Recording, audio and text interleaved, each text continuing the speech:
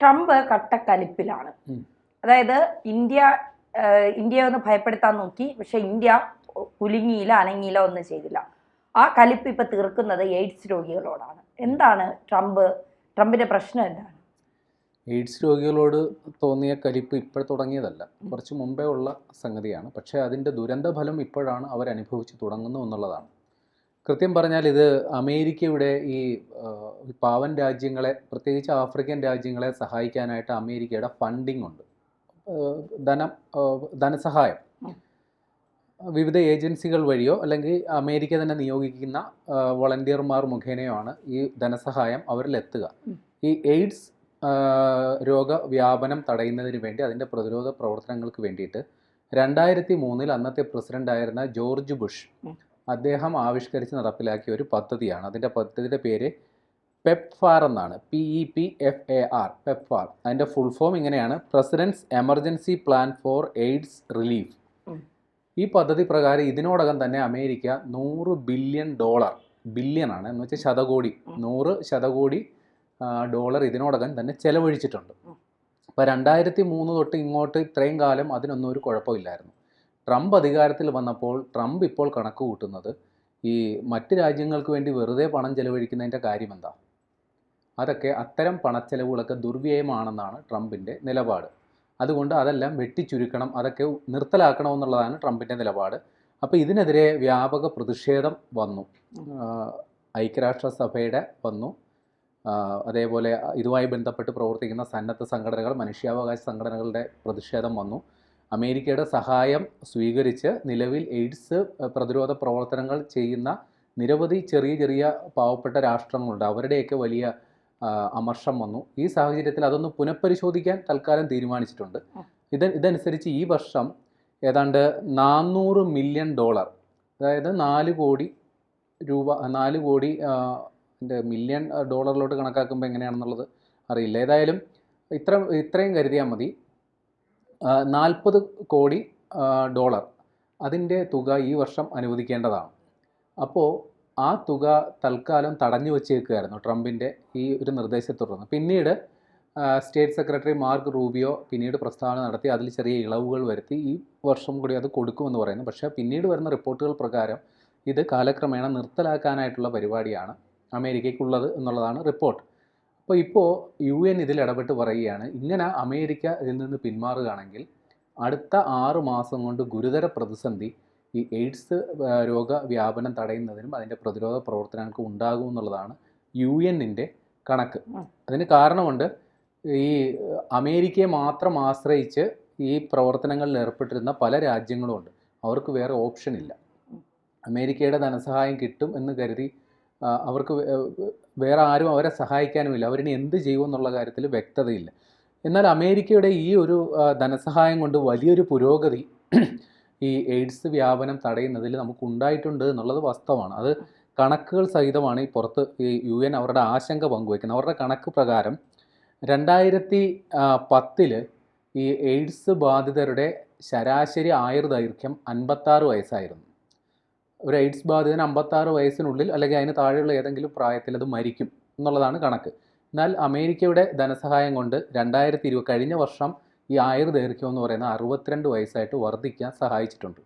ഇത് മാത്രമല്ല, 2004 ഒരു വർഷത്തെ മരണം 20 ലക്ഷമായിരുന്നുവെങ്കിൽ 2024 ആകുമ്പോൾ അത് 6,30,000 ആണ്. അപ്പോൾ ഗണ്യമായ പുരോഗതി ആ കാര്യത്തിൽ ഉണ്ടായിട്ടുണ്ടെന്നുള്ളത് വ്യക്തമാണ്. ഒരു മരുന്ന് ഈ അമേരിക്കയുടെ സഹായത്തോടെ വിതരണം ചെയ്യുന്നുണ്ട്. അതിൻ്റെ പേര് ആൻറ്റി റിട്രോവൈറൽസ് എന്നുള്ളതാണ്. അത് ഈ എയ്ഡ്സ് ബാധിതരായിട്ടുള്ളവർക്ക് സ്വാഭാവികമായും രോഗപ്രതിരോധ ശേഷി വളരെ കുറവായിരിക്കും, ശരീരം ശോഷിക്കുന്ന അടക്കമുള്ള പ്രശ്നങ്ങൾ ഉണ്ടാകും. അപ്പോൾ അതിനെ നേരിടാൻ വേണ്ടി രോഗപ്രതിരോധ ശേഷി വർദ്ധിപ്പിക്കുകയും മറ്റു രോഗങ്ങൾ വരാതിരിക്കാനും വേണ്ടി കൊടുക്കുന്ന ഒരു മരുന്നാണ് ഈ ആൻറ്റി റിട്രോവൈറൽസ്. അതുമാത്രമല്ല, അമേരിക്കയുടെ ധനസഹായത്തോടു കൂടി ഈ പോഷകാഹാര വിതരണവും ഇതുമായി ബന്ധപ്പെട്ട് നടക്കുന്നുണ്ട്. കാരണം ഈ പറയുന്ന എയ്ഡ്സിൻ്റെ പ്രഭവ കേന്ദ്രം അല്ലെങ്കിൽ ഏറ്റവും കൂടുതൽ എയ്ഡ്സ് രോഗികളുള്ളത് ആഫ്രിക്കൻ രാജ്യങ്ങളിലാണ്. അപ്പോൾ അവിടെയൊക്കെ ഈ പ്രവർത്തനങ്ങൾ വലിയ രീതിയിൽ നടക്കുന്നുണ്ട്. കൃത്യമായി പറഞ്ഞാൽ ആഫ്രിക്കയിൽ രോഗവ്യാപന തോത്, അതായത് അല്ലെങ്കിൽ ഈ വലിയ രീതിയിൽ വർദ്ധിച്ചുകൊണ്ടിരുന്ന ആഫ്രിക്കയിൽ രോഗവ്യാപന തോത് 56% എത്തിക്കാൻ അമേരിക്കയുടെ ധനസഹായത്തോടെ അവർക്ക് സാധിച്ചിട്ടുണ്ട്. എന്നാൽ മരണനിരക്ക്, അതായത് പിന്നെ ഈ രോഗം വന്നു കഴിഞ്ഞാൽ 100% മരിക്കുമെന്നുള്ളത് ഉറപ്പാണല്ലോ. ഒരു 66% മരണനിരക്ക് എത്തിക്കാനും ആഫ്രിക്കൻ രാജ്യങ്ങളിൽ സാധിച്ചിട്ടുണ്ട്. മാത്രമല്ല അവിടെ ഇപ്പോൾ 77 ലക്ഷം പേര് ഈ പറയുന്ന അസുഖബാധിതരുള്ളതിൽ 59 ലക്ഷം പേർക്കും ഈ പറയുന്ന മരുന്ന് വിതരണം അതിൻ്റെ ഈ ആനുകൂല്യം പറ്റുന്നവരാണ്, ഈ മരുന്ന് വിതരണം അടക്കം സ്വീകരിക്കുന്നവരാണ്.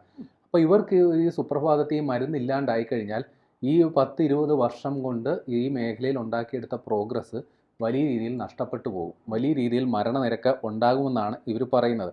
നൈജീരിയയുടെ കാര്യമാണ് ഏറ്റവും കഷ്ടം.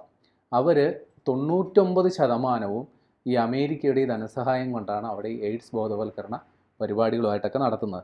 ഇനി ഈ ഫണ്ടിങ് ഇല്ലാണ്ടായി പോയാലുണ്ടാകുന്ന ദുരന്തം ഇങ്ങനെയാണ് പറയുന്നത്. അതായത് 2029 കൂടി ഒരു 3 വർഷം, അതായത് ഈ രോഗം തുടങ്ങി അത് ആരോഗ്യം ക്ഷയിച്ച് മരണാസന്നമാകുന്നതിന് കുറച്ച് സമയം എടുക്കുമല്ലോ.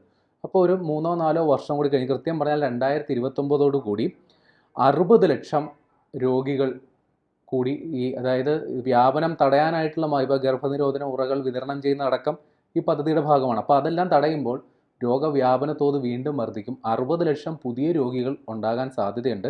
40 ലക്ഷം മരണങ്ങൾ കൂടി അധികമായി ഉണ്ടാകാൻ സാധ്യതയുണ്ട് എന്നുള്ളതാണ് UN-ൻ്റെ കണക്ക്. വേറെ ആരുമല്ല, UN ആണ് ഈ കാര്യം പറഞ്ഞത്. അപ്പോൾ അമേരിക്ക ഒരു കാരണവശാലും ഇത്തരത്തിൽ അവരുടെ ജോർജ് W. ബുഷ് ഈ പദ്ധതി നടപ്പിലാക്കുമ്പോൾ പറഞ്ഞ വാചകം ഇങ്ങനെയാണ്: മനുഷ്യരാശിയോടുള്ള അമേരിക്കയുടെ പ്രതിബദ്ധതയുടെ പേരിൽ, അതേപോലെ ഈ എയ്ഡ്സ് നിർമ്മാർജ്ജനം ചെയ്യുക അല്ലെങ്കിൽ എയ്ഡ്സിനെ പ്രതിരോധിക്കുക എന്നുള്ളത് അമേരിക്കയുടെ ഉത്തരവാദിത്തമാണ് എന്ന് കണ്ടുകൊണ്ടാണ് ജോർജ് ബുഷിൻ്റെ കാലത്ത് ഈ പറയുന്ന 2003 ഈ പദ്ധതി നടപ്പിലാക്കിയത്. അമേരിക്കയെ സംബന്ധിച്ച് വലിയ പണച്ചെലവുള്ള കാര്യം തന്നെയാണ്. അപ്പോൾ ആ ഒരു വാഗ്ദാനത്തിൽ നിന്ന് അമേരിക്ക പിന്നോട്ട് പോകുന്നത് മനുഷ്യത്വപരമല്ല എന്നുള്ളൊരു നിലപാടാണ് ഐക്യരാഷ്ട്രസഭയടക്കം എടുക്കുന്നത്. പക്ഷേ അമേരിക്ക ഈ കാര്യത്തിൽ ഈ പ്രതിഷേധങ്ങളുടെ പശ്ചാത്തലത്തിൽ ചെറിയ ഇളവ് അവരുടെ തീരുമാനത്തിൽ വരുത്തിയിട്ടുണ്ട്. പക്ഷേ ആ തീരുമാനം അവർ വലിയ താമസമില്ലാണ്ട് നടപ്പിലാക്കും. അമേരിക്ക ഇങ്ങനെ ഒരു തീരുമാനം എടുക്കാനായിട്ടുള്ളൊരു കാരണമുണ്ട്. അമേരിക്കയെ സംബന്ധിച്ച് അവരുടെ സാമ്പത്തിക നില അത്ര ഭദ്രമല്ലാത്ത ഒരു സാഹചര്യത്തിലൂടെയാണ് കടന്നു പോകുന്നത്. പ്രത്യേകിച്ച് നിരന്തരമായ യുദ്ധങ്ങളിലൊക്കെ ഏർപ്പെട്ട് വലിയ രീതിയിലുള്ള പണച്ചിലവ് അവർക്കുണ്ടായി, വലിയ രീതിയിലുള്ള അവരുടെ വിഭവങ്ങൾ അനാവശ്യമായി ചെലവഴിക്കപ്പെട്ടു എന്നൊരു വിചാരം അവർക്കുണ്ട്. അതുകൊണ്ട് തന്നെ സാമ്പത്തിക ഉപദേഷ്ടാക്കൾ ട്രംപിന് കൊടുക്കുന്ന നിർദ്ദേശം ഇത്തരത്തിലുള്ള അധിക ചെലവുകൾ, കൃത്യമായി പറഞ്ഞാൽ മറ്റ് രാജ്യങ്ങൾക്ക് ഉദാരമായി സൗജന്യമായി കൊടുക്കുന്ന ഇത്തരം ഇളവുകളല്ലേ വെട്ടിക്കുറയ്ക്കണമെന്നുള്ളതാണ് ട്രംപിന് കിട്ടിയിരിക്കുന്ന ഉപദേശവും നിർദ്ദേശവും.